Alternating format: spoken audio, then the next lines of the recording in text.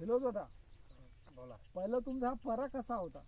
पडा हा पिवळा पडलेला होता, हा या कलरचा होता. हा त्यामध्ये मी औषधी मारलेली आहे इथं, हम्म, एक्सेस कंपनीची रायझन. हम्म, तर आता हा पडा हिरवागार झालेला आहे. हम्म. बरोबर आहे. तर त्या रिझल्ट आपल्याला चांगला वाटून राहिलेला आहे. हो का? हा, तुम्ही याच्यामध्ये कोणते वापरल्या बा? नेक्सेस कंपनीची रायझन. फक्त राजेश वापरल्या? एकच मारलेला आहे. एकच? हा. हो का? म्हणून एवढा परा.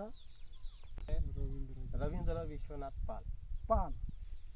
आता पाल साहेबाच्या शेतात आता नाही का असा दिसून राहिला का हिवरा पहिला आता पाल साहेब सांगत राहिले होते का माझ्या शेतामध्ये माझा पिवळा होता परा, आता हे म्हणून राहिले का राजन मारलो फक्त एकच, ओनली एक.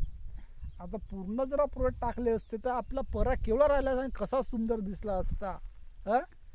आपला भूमिक झालं, राजन झालं, जे काय आहे ते मारा किती सुंदर दिसला असता परा, किती वाढला असता. याच्याबद्दल नाही का आम्ही आता अभ्यास करून राहिलो. धन्यवाद साहेब तुम्ही सांगितल्याबद्दल. धन्यवाद.